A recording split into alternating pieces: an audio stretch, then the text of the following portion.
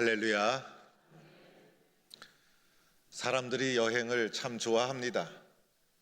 좋은 여행이 되기 위해서는 세 가지 요소가 있어야 된다고 합니다.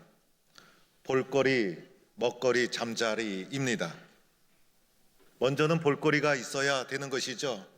좋은 구경을 하기 위해서 그곳을 여행하게 되는 것입니다. 가봤더니 구경거리가 괜찮고 볼거리가 좋으면 사람이 만족을 하게 됩니다. 그런데 또 하나 먹거리가 좋아야 합니다.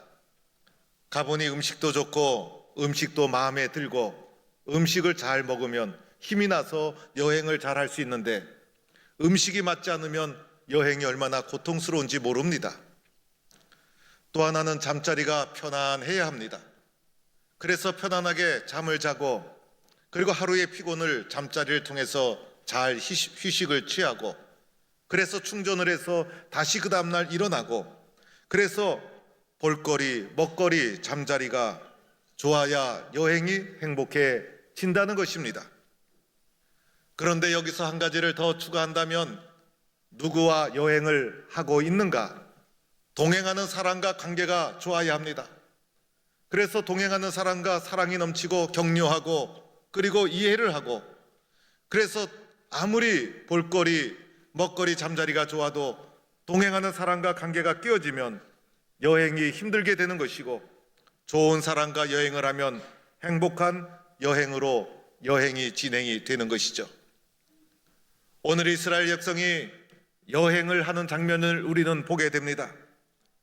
이스라엘 백성이 애굽의 군대를 피해서 홍해를 건너게 됩니다. 홍해를 건넌 이스라엘 백성 젖과 꿀이 흐르는 약속의 땅에 금방 들어갈 줄 알았습니다. 그런데 하나님께서 이스라엘 백성을 수루 광야로 이끌어 가십니다. 출애굽기에서 광야라는 말이 처음으로 등장합니다. 그래서 이스라엘 백성이 이제부터 광야의 여행, 광야의 길을 진행하게 됩니다. 광야라는 것은 이스라엘 백성이 처음으로 맞이한 땅이었어요. 광활한 땅이고 그리고 끝없이 펼쳐지는 광야 땅을 걸어갑니다. 아무것도 할 수 없는 땅이었고 하나님은 이곳으로 이스라엘 백성을 이끌어내셔서 광야의 여행을 진행해 나가십니다. 하나님의 인도를 따라 낯선 광야길을 걸어갑니다. 가도 끝이 없는 길이었어요. 광야에 볼거리도 없고 먹을거리도 없고 잠자리도 불편했어요. 뜨거운 날씨 속에서 하루가 지나고 이틀이 지나고 사흘이 되었습니다.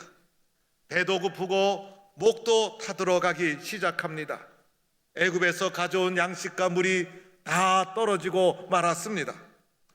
혹시 광야길에서 죽게 되는 것이 아닐까 두려움과 걱정에 사로잡힐 무렵에 그들 앞에 오아시스가 나타납니다. 이 오아시스를 보고 얼마나 기뻤을까. 그래서 기적적으로 물을 발견하고 온 백성이 환호성을 지르게 됩니다. 다급하게 달려가 오아시스에 있는 물을 마셔보니 마실 수 없는 쓴물이었습니다. 아마 광야에서 뜨거운 태양빛 아래서 수분이 다 말라버리고 소금기가 많이 함유된 짜디짠 쓴물이었던 것입니다. 생명을 살리는 물이 아니라 죽음의 물이었어요. 그래서 이곳 이름을 쓰디씀이라는 뜻을 가진 쓰다라는 뜻을 가진 마라라고 부르게 된 것입니다. 오늘 이 마라의 쓴물, 광야길에서 만난 마라의 쓴물 앞에서 이스라엘 백성이 얼마나 낙담하고 절망했을까. 물맛만 쓴 것이 아니었어요. 하나님과 모세에 대해서 배신당한 허전함과 쓴맛을 경험합니다. 믿었던 도끼에 발등 찍힌 참담한 심정이었어요. 불길한 어두움이 백성들에게 밀려오게 되고 백성들은 원망과 분노를 모세에게 쏟아붓게 됩니다. 오늘 말씀 24절에 보니 백성이 모세에게 원망하여 이르되 우리가 무엇을 마실까? 라고 하면서 출애굽기에서 원망이라는 단어가 최초로 등장합니다. 광야길에 접어들면서 원망이라는 단어가 처음으로 등장하는 것이 오늘 본문의 말씀인 것입니다. 이 원망은 단순한 투정이 아니었어요. 생존의 위협을 느끼는 상황 속에서 터져나온 분노와 배신감이 담겨있는 원망이었습니다. 밤새도록 원망했어요. 거친 말을 여과 없이 쏟아냈어요. 모세의 건의는 송두리째 땅에 짓밟히고 말았습니다. 하나님의 약속을 다 잊어버리고 분노를, 원망을 모세에게, 하나님에게 쏟아붓게 됩니다. 사람이 정신이 나가버리면 얼마나 강박한 존재인지 모릅니다. 인간이 얼마나 자기중심적인 이기적인 존재인지 모릅니다. 마라의 쓴물 앞에서 인간의 사악한 본성이 다 드러나고 하나님의 은혜를 잊어버리고 모세를 향하여, 하나님을 향하여 원망과 분노를 쏟아내는 위험한 상황에 처해지게 되었던 것입니다. 저는 지난 주간 주일 모든 행사를 마치고 집에서 잠자리에 들기 전에 채널을 돌리다가 우연히 가수 한대수 씨에 대해서 이야기하는 것을 잠깐 보게 되었어요. 저는 그분이 포크 음악의 대부라고 자꾸자꾸 방송에서 나오길래 그런 분으로만 알고 있었어요. 그냥 관심도 없어서 채널을 다른 곳으로 돌리려는 순간 그분이 자기의 가족사에 대해서 이야기를 합니다. 자기 할아버지가 미국 프린스턴 대학교 1호 신학 박사라는 것이었어요. 저는 프린스턴 대학교 1호 신학 박사라는 말에 귀가 쫑깃해서 채널을 멈추고 잠시 보게 되었어요. 당시에 프린스턴 대학교 동기 동창이 이승만 박사라는 것입니다. 그분에게 이런 기독교적인 배경이 있는 줄 미처 몰랐어요. 할아버지는 프린스턴 대학교에서 신학 박사학위를 받으시고 부산에서 목회하신 유명한 목사님이셨어요. 그런데 이분의 가족사가 평탄하지 않았어요. 어느 날 아버지가 집을 나가게 됩니다. 세월이 흐르면서 아버지를 기다리다 어머니가 재혼하고 맙니다. 재혼한 가정에 한대수 씨가 잘 적응하지 못해서 뉴욕으로 가서 그곳에서 어린 시절을 보냅니다. 그곳에서도 잘 적응하지 못해서 청소년 시기에 한국으로 다시 돌아옵니다. 그리고 나중에 뉴욕에서 아버지가 있다는 말을 듣고 뉴욕에 찾아가 아버지를 만납니다. 아버지는 미국인 여자와 재혼을 해서 가정을 이루고 있었어요. 이 모든 것이 60년대의 이야기입니다. 뉴욕에서 아버지 밑에서 청년 시절을 보냅니다. 깐깐하고 정이 없는 미국인 어머니 밑에서 방황하며 청년 시절을 보내게 됩니다. 그래서 암울한 마음, 절망적인 마음, 방황하는 마음을 음악에 몰두하게 되고 뉴욕의 포크 음악에 빠져서 이제 청년 시절을 보내면서 그런 청년 시절의 방황과 아픔이 음악에 배어져서 빚어진 노래가 행복한 노래라는 곡이었습니다. 장막을 걷어라 나의 좁은 눈으로 이 세상을 떠보자. 마지막 가사 이렇게 끝나죠. 울고 웃고 싶소 내 마음을 만져주 나는 행복의 나라로 갈 테야. 이 노래를 그냥 평범하게 들었는데 이 사람의 가족사를 듣고 나니 청년 시절의 방황과 살고 싶다는 애절한 마음이 담겨있는 곡이었구나라는 것을 이해하게 되었어요. 이분의 반항적인 독특한 음성, 자유분방한 장발의 히피 문화를 가지고 한국의 포크 음악을 이끌던 한 사람이었습니다. 그런데 이분의 반항적인 음성이 담긴 노래 중에 물 좀 주소라는 노래가 있었어요. 저도 이 노래를 그때 처음 보았어요. 전주도 없이, 그리고 분위기도 이렇게 음악도 전주도 없이 갑자기 걸쭉한 목소리로, 갈급한 목소리로 살고 싶다고 절규하듯이 물 좀 주소라고 하면서 음악이 시작됩니다. 그 노래는 들어보니 별로 이게 수준 있는 노래 같지는 않아요. 그런데 걸쭉한 목소리로 외치는, 호소력 있는 목소리, 물 좀 주소 라고 외치는 이 소리, 나도 살고 싶소, 물 좀 주소, 이렇게 외치는 절규하는 목소리, 오늘 이스라엘 백성들의 절규하는 목소리가 바로 이와 같은 목소리가 아니었을까요? 여러분, 오늘 이 말씀은요, 광야에서 물이 떨어지고 마라의 쓴물 앞에서 백성들이 처음으로 터져나온 원망의 사건이었어요. 광야에서 제일 먼저 터져나온 것 바로 원망의 사건이었고, 이 원망의 사건이 광야의 삶을 진행하면서 계속해서 반복해서 나타나게 됩니다. 이것은 우리에게 무엇을 말해주고 있는 것일까요? 우리의 삶 속에서 원망이란 쉽게 나타나는 반응이라는 것입니다. 원망과 불평은 쉽게 나타나는 반응이라는 것입니다. 우리는 감사를 너무나 쉽게 잊어버립니다. 은혜를 너무나 쉽게 잊어버립니다. 감사와 은혜가 오래 가지를 않습니다. 지금 이스라엘 백성이 홍해를 건너는 기적을 체험하지 않았습니까? 하나님의 놀라운 구원의 사건을 경험하지 않았습니까? 그런데 이 구원의 감격이 불과 광야길 사흘 만에 다 사라지고 말았다는 것입니다. 저와 여러분도 마찬가지인 것이에요. 이스라엘 백성이 믿음이 없어서 원망한 것이 아니에요. 우리도 마찬가지고, 은혜도 쉽게 잊어버리고, 원망과 불평은 너무나 쉽게 빨리 찾아오고, 그래서 원망과 그리고 불평 속에 쉽게 빠지는 존재가 저와 여러분이라는 것입니다. 이러한 원망과 불평 속에 빠지면 결과가 어떠할까? 나의 삶은 무너지고 말 거예요. 공동체는 파괴되고 말 거예요. 원망과 불평 속에 살아가는 사람 잘 될 수가 없을 거예요. 그리고 보다 더 중요한 것은 하나님의 약속을 신뢰하지 못할 거예요. 그래서 이런 원망과 불평 속에서 우리는 빨리 벗어나야 하는 것입니다. 어떻게 하면 원망과 불평으로부터 벗어날 수 있을까? 광야길에서 처음으로 부닥긴 원망과 불평, 이 속에서 어떻게 극복해 나갈 수 있을 것인가? 오늘 말씀을 통해서 살펴보면 원망과 불평으로부터 벗어나는 방법 첫 번째로는 기도해야 한다는 것입니다. 백성들의 원망을 온몸으로 받은 모세의 반응, 하나님 앞에 기도하는 거였어요. 모세가 이 문제를 가지고 하나님 앞에 나가게 됩니다. 오늘 25절 말씀, 모세가 여호와께 부르짖었더니 모세의 반응은 하나님께 가지고 나가 기도하는 거였어요.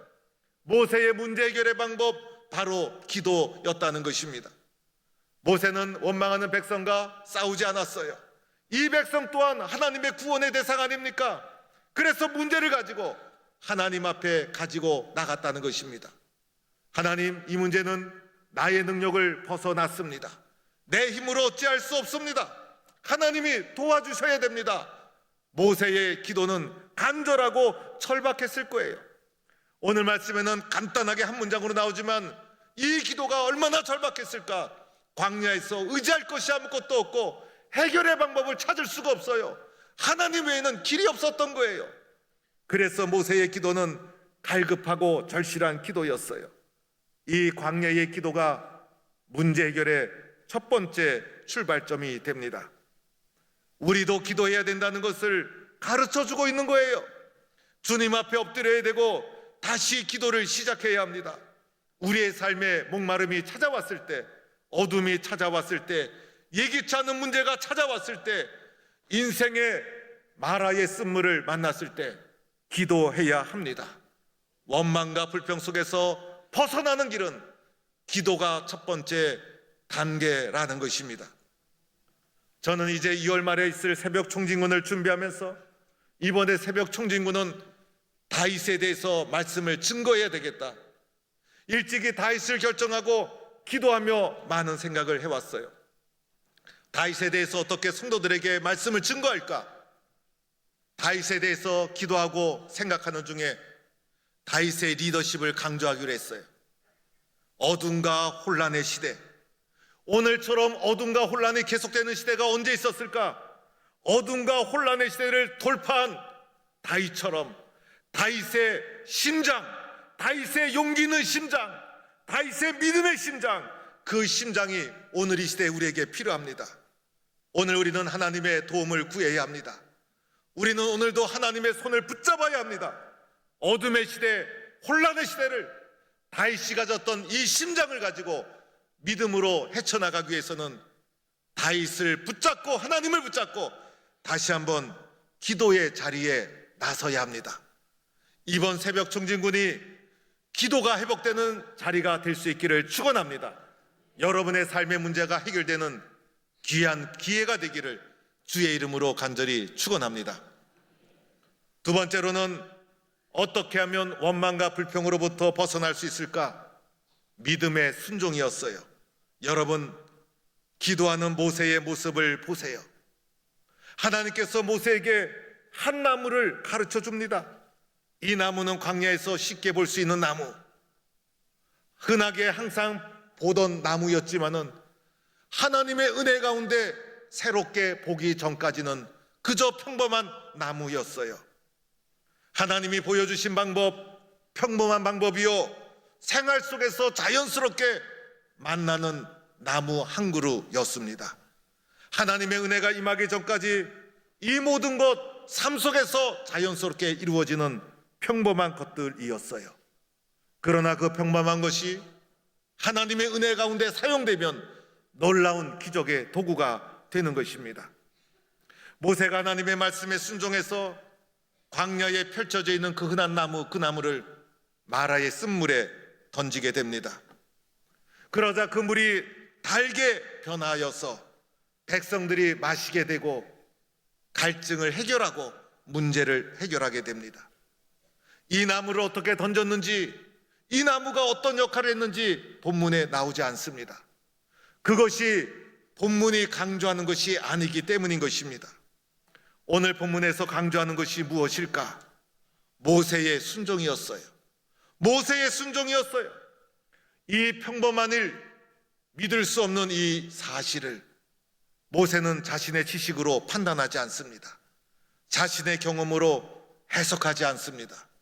기도하고 주님이 지시하는 대로 믿음에 순종을 합니다. 기도하고 하나님의 말씀에 순종으로 의지한 사람, 바로 믿음의 순종을 우리에게 가르쳐주고 있는 것입니다. 우리의 인생길, 광야길 가도 같지 않습니까? 하나님은 우리에게 지름길, 꽃길, 피단길을 주시지 아니하시고 우리를 험하고 험한 광야길로 인도해 주십니다. 이유가 무엇일까? 기도하라는 것입니다. 믿음으로 순종하라는 것입니다. 그것이 우리를 인도하시는 하나님의 방법이요, 약속의 땅으로 인도하시는 하나님의 구원의 길인 것입니다. 25절에 가보면 성경에 이렇게 말씀하고 있어요. 거기서 여호와께서 그들을 위하여 법도와 율례를 정하시고 그들을 시험하실세. 여러분, 지금까지는 규례와 법도가 필요가 없었어요. 그러나 홍해를 건너고 약속의 땅을 향하여 나가는 백성들에게는 하나님의 정하신 규례와 법도가 필요했어요.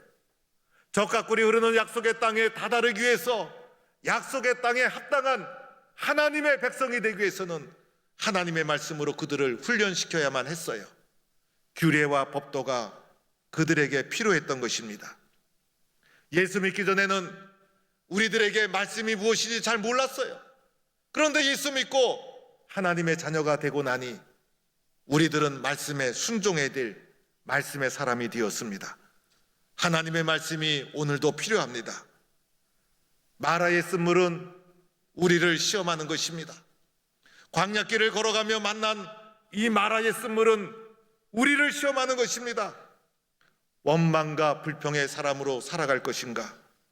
아니면 기도와 믿음의 순종으로 규례와 법도를 지키며 살아갈 것인가? 우리는 무엇을 선택할 것인가? 저와 여러분을 시험하는 것입니다. 마라의 쓴물은 규례와 법도가 필요한 우리들에게 이제부터 불평과 원망 속에 살아갈 것인가? 말씀에 순종하며 살아갈 것인가를 시험하고 있는 것입니다. 여러분은 무엇을 선택하겠습니까? 원망과 불평 속에 옛사람의 모습으로 살아갈 것인가? 구원받은 하나님의 백성으로 기도하고 말씀에 순종하는 규례와 법도를 지키는 사람으로 살아갈 것인가? 우리는 선택해야 합니다. 그런데 이어지는 말씀, 주님이 놀라운 약속의 말씀을 해주십니다. 우리가 말씀을 선택하고 말씀에 순종하고 계명의 귀를 기울이고 하나님의 규례와 법도를 지키면 내가 애굽 사람에게 내린 모든 질병 중에 하나도 너희에게 내리지 아니하리니 나는 너희를 치료하는 여호와임이니라. 하나님의 말씀입니다. 여러분, 광야와 같은 세상길, 광야와 같은 인생길 살아갈 때 상처받고 실패하고 깨어지고 목마르고 넘어지고 마라의 쓴물과 같은 절망을 경험하게 되고,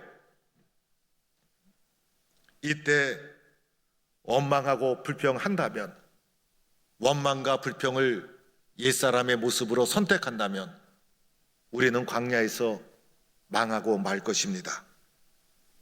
그러나 구원받은 하나님의 백성으로, 홍해를 건너온 하나님의 백성으로 규례와 법도를 순종하고 하나님의 말씀을 경청하고 하나님의 말씀에 순종하고 작은 것이라도 믿음으로 순종하며 믿음의 길을 선택한다면 하나님께서 놀라운 약속을 해 주십니다. 나는 너희를 치료하는 여호와임이니라. 우리를 회복시켜 주시고 치료해 주시고 구원해 주신다는 것입니다. 광야와 같은 인생길에서 넘어지고 쓰러져도 그것이 중요하지 않습니다. 쓴물을 만나고 그리고 온몸이 타들어가도 그것이 중요하지 않습니다.